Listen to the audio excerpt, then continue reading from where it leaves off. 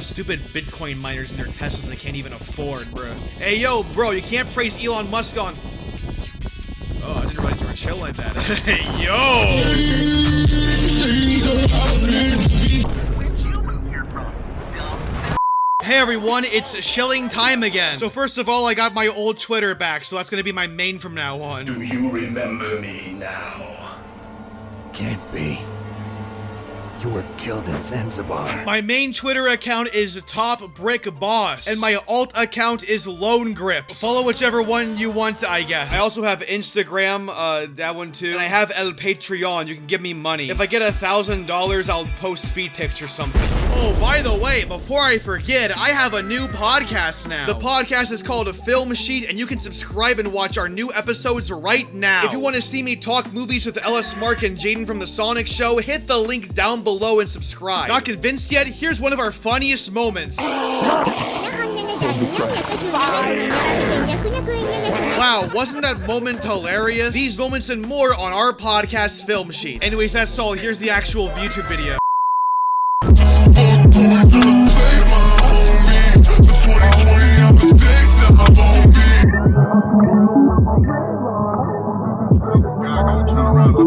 Okay, I'm just gonna get into it, okay? Disney's Extreme Skate Adventure is one of the video games ever made. So you know how my Minecraft story mode video was called the weirdest game ever made? Yeah, that was a lie, that was clickbait. This is the weirdest game ever made. I just want to kind of talk about the absurdity of this game. This is a game that by all means should not be allowed to exist, but it does. And I am just so happy it does. So what the hell is this thing exactly? Well, this is a video game called Disney's Extreme Skate Adventure. That already should get you just kind of going, what the fuck? But then you look at the cover art of the game and you see, you know, Buzz Lightyear skating around. You see Simba, a freakish Tarzan, and then just some kid. Like, who is this guy? Who invited my man Blood? Who the fuck? This game was also developed by Toys for Bob. Yes, that Toys for Bob. And was released on the PS2, GameCube, and Xbox in 2003. A whole day before my 4th birthday. Wow. All this is not the weirdest part of the game. No, you have to actually start the damn thing first for that one. I kid you not, the whiplash begins the moment you open it up. I don't wanna be told to go. Activision is here. Yeah, okay, we're gonna stop right there. The moment you start the game, it just hits you with fucking Simple Plan. Now, I'm sure there's one of two people watching this. Either you're like me and know Simple Plan through the classic YouTube video, Sonic Babies, I'm Just a Kid. Alternatively, you may know the song Untitled by Simple Plan, a song that I cannot take seriously. And the second group are people who are just too young to know, which, in that case, you know MGK. Yeah, imagine that, but like, not as dog shit. It doesn't matter if you 15, my nigga. I like young girls. I like them 15, 14, 16. Look, man, if I want to listen to really watered down pop punk, I just put on like fucking Weezer, okay? Anyway, so we get the intro to the game, right? I can't play too much of it for you because of like copyright, but basically there's a skateboarding competition, and basically the kids who win the skateboarding competition get to be in the video game. By the way, yes, this was a real thing, which kind of makes me thankful I didn't play this game as a kid because this would have pissed me off. Oh yes, isn't this fun seeing 10 kids be in a video game? Too bad you can't be in it. What if I want to be in Disney Extreme Skate Adventure for the Xbox? Why not me, God? You know, sometimes your dreams don't come true. Well, when I was a kid, I wanted to be in Fetch with Ruff Ruffman, and I never was. And at least this woman's enjoying herself. Wow. Oh, hey, here are the Disney characters skateboarding. God damn. Wait a minute, hold on.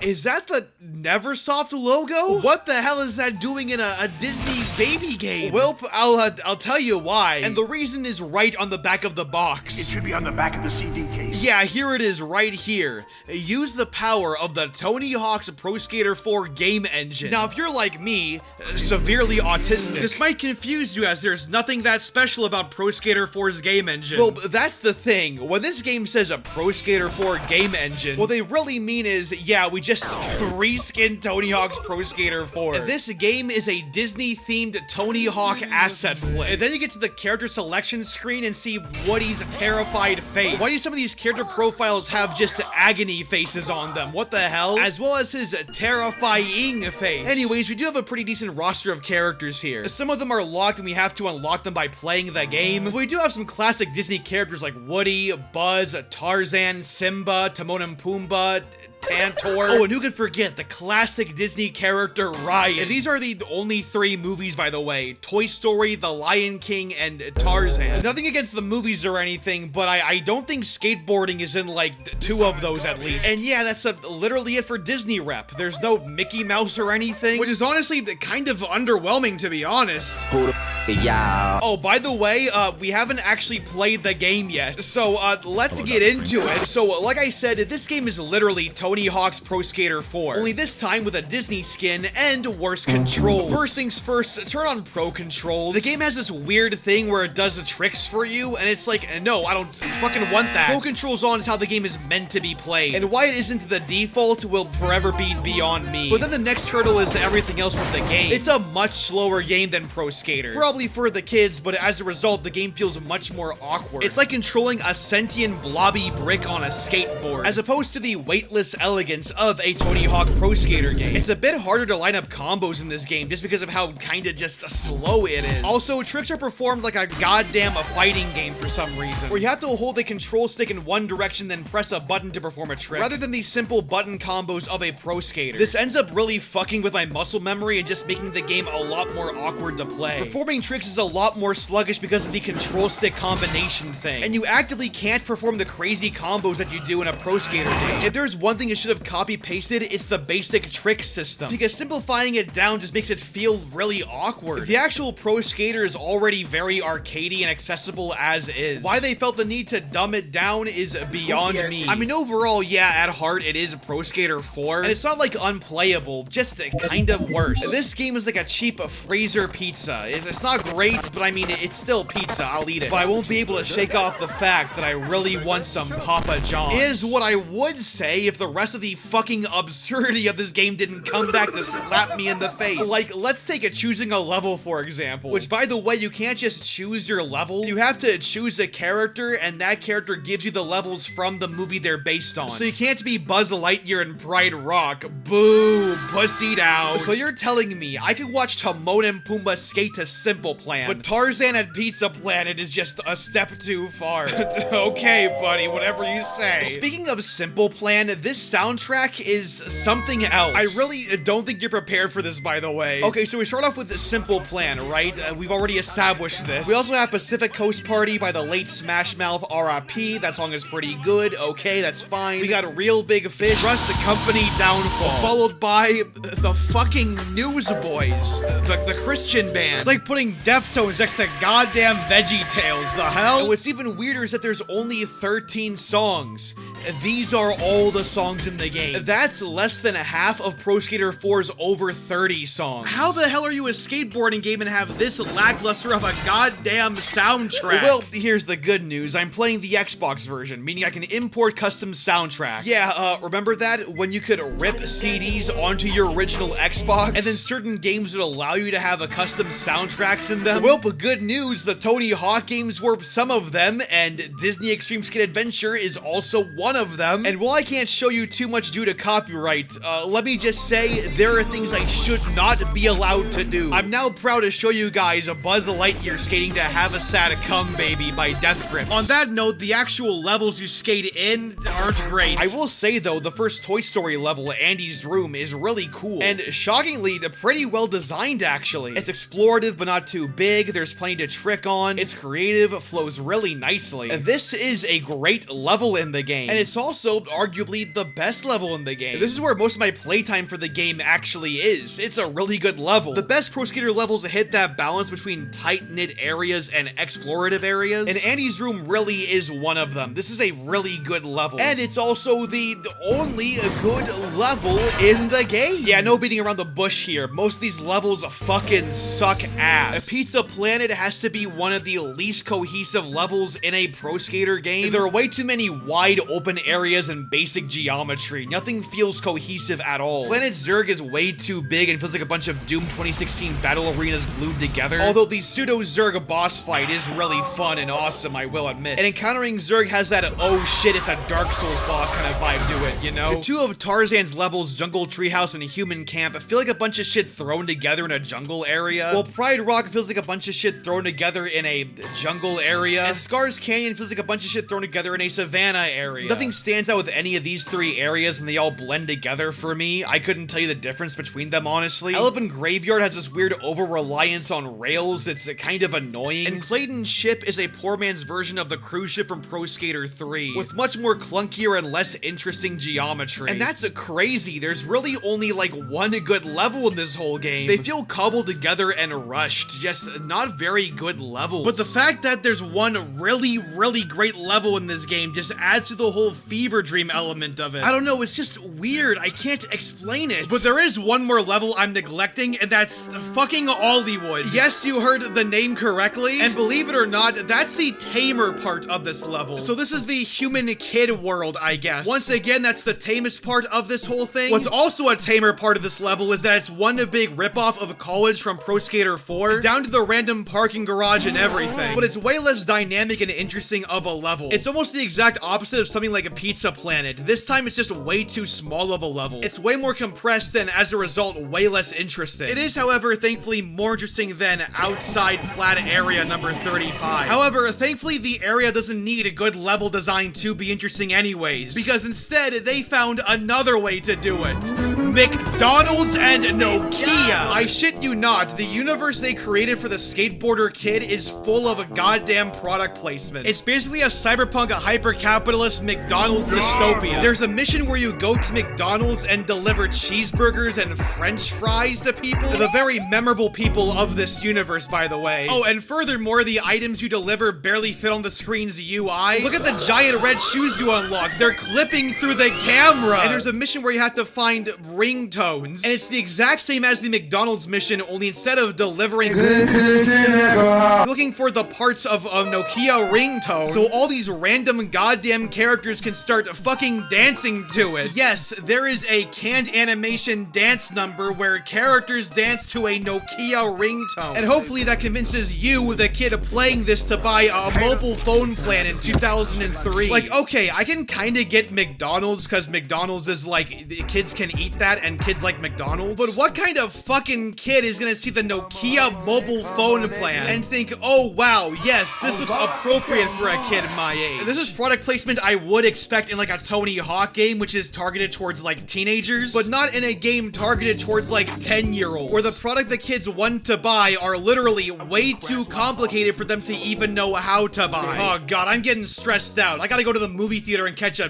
gif of Toy Story 2 real quick, just to, you know, take the edge off. And once again, this whole Hollywood place has its own cast of characters. Of course, those characters are bully, girl, shopkeeper, and sailor. Arr! Looks like I got me one of these. Yeah, literally 4 characters, so it's really funny when you have to deliver something to someone, but you can't go to this model of the character. No, that starts a whole different mission. No, you gotta go to this one. And these really are just archetypes that they made. There's no story or deeper universe. This is just here to give you missions. Either that or give you really bad voice acting. Hey man, check this tune out. It's so yes, bro. Thanks, dude. I was totally thirsty. But it's so weird. They made like a whole separate universe for the dystopian product placement, which actually really isn't that crazy now that I say it out loud. But you get what I mean, hopefully at least. I don't know. This whole thing is just really odd. Oh, and this level is also a hub world to other levels in the game, housing different portals for you to go through, which makes this whole thing even weirder. So you can go anywhere you want as the human kid character, but you can't be Woody in Pride Rock, and you have to go through Hollywood, by the way. There's no level select, and the portals are just so weirdly placed. So you end up skating around Hollywood for way too long, finding one portal to a level you actually want to go to. I don't know what order or reason they're put in. It's really weird. They're just placed in random goddamn spots. What was the point of this? Was modeling Hollywood more like Disney World just out of the question? Why not theme different parts of Hollywood around different movies? Why not just have the portals all be in the movie theater? Or better yet, why not have mini skate parks in the movie theater based on their respective movies with the portals in them? There were so many better ways to do this instead of aimlessly wandering around for the right portal. It's just very poorly designed and confusing, and a shame that no level in the game gets nearly as good as Andy's room. While Hollywood is the closest, it really isn't that great at all. And that, on top of the mechanics, just makes me want to install Thug Pro again. You know, that fucking awesome Thug 2 mod, which includes almost every single level from Tony Hawk history, that actually includes Andy's room as a level because it is so good of a level. level, or alternatively, I could just play Tony Hawk's Pro Skater 1+2, find the custom Andy's Room, create a part.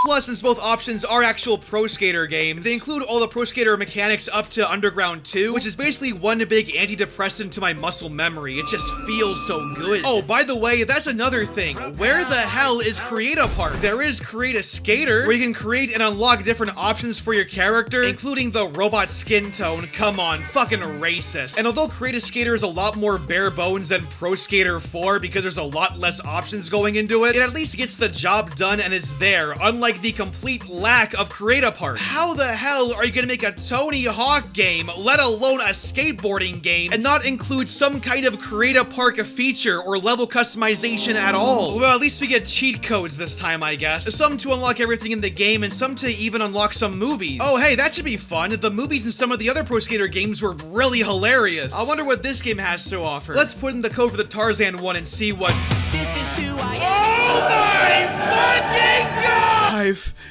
I've never seen such beauty in my life. Yeah, no, they added goddamn Disney AMVs to this thing. Let me repeat that. The unlockable movies in this game include early 2000s styled YouTube Simple Plan Disney AMV. There's no goddamn way. This game is a fever dream. This entire thing, the Simple Plan AMVs, the McDonald's, the Woody skateboarding, the Nokia ringtone dance number, the fighting game ass controls. Did I mention Buzz Lightyear is on a goddamn skateboard? And the guys who made this game would go on to make a goddamn Crash Bandicoot 4 and the Spyro remakes. What the hell? Is there even like a god? Is there Jesus? Wait, actually, but this game is the ultimate proof of them because it exists and it's real. Was this the fact that this game during time? No,